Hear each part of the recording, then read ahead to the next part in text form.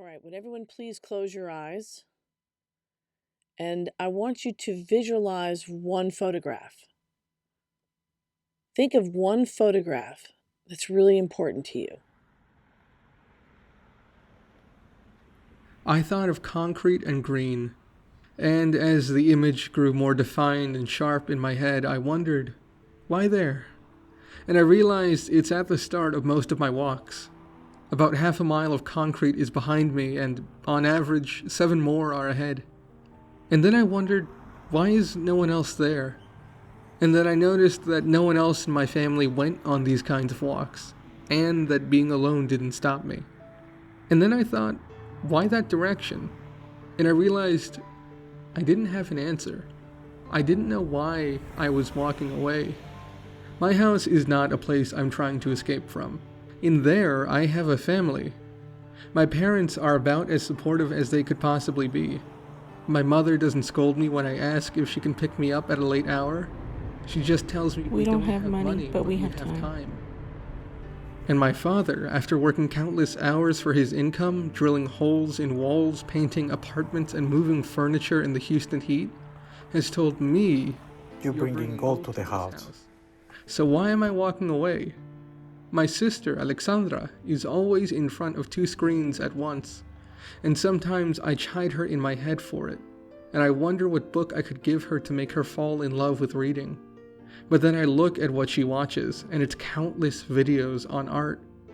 It's tutorials on drawing, on painting and layering, on using different kinds of materials for blending. And I realize that she has an abundance of creativity, that she's looking to turn the wild scribbles she made when she was 5 into something that takes more time. So why am I walking away?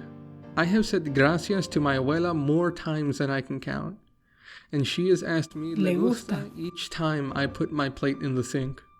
Our shared vocabulary is limited. I speak only English fluently, and she speaks only Spanish fluently. So when we talk, we are constantly anxious, searching for where our conversation will meet its bounds, when no amount of repeating will make things clear. But we don't always find those edges, and those conversations are always joyful. The ones where we get to talking about how often we water our plants or mend our clothes. She is from whom I have inherited my love of plants and yellow. So why am I walking away? It seems to me that in Latino and Hispanic culture, family is something sacred. Your mother will always be your mother. Your father is your father regardless. Your abuela is your abuela always. And so to move away from family, to walk away willingly when you do not have to, is to commit sacrilege. And I know just as well as anyone how devout us Latinos can be. So why am I walking away? Why that direction? And I think about the photo again, and I concentrate more about where I am when I leave my neighborhood on these walks. I meet a road at its perpendicular, and going left, I enter an area I think of as Abuelita Yolanda's side. About a mile along that road is the house I grew up in, her house, where my tios and tias still live. Along that road is Food Town, where I've walked to buy packages of marinitos, Mexican molasses sweetbreads cut into shapes that look like little pigs. And along that road is Taco Cabana, where we go for tortillas, because even though we know it's corporate, theirs are softer than anything we've ever made. The other side is, as we like to joke, bougie. We joke that there are no sidewalks over there because they don't want us walking to their park, the one with a pond and ducks at its center. We joke that they don't want us getting to their Chipotle, or to their Walmart where they think well enough of their patrons that there are many self-checkouts and few cameras. And sometimes I don't even walk the whole way. I'll stand at a stop and wait for a bus to roll in front, to pay the toll and take a seat. And from there I'll go to a thrift shop, the source of much of my color-heavy wardrobe. Or I'll meet with my friends at the deli we adore for its creative spelling, and go up to the top of the parking lot next to it. And all the while, I've usually got headphones in, and I'm listening to either a podcast or some music, and I think back to the photo, and I realize something. I realized that when I went on a walk for the first time since getting back to Houston, I didn't listen to anything. It felt wrong to listen to anything else. And I understood what exactly it felt like.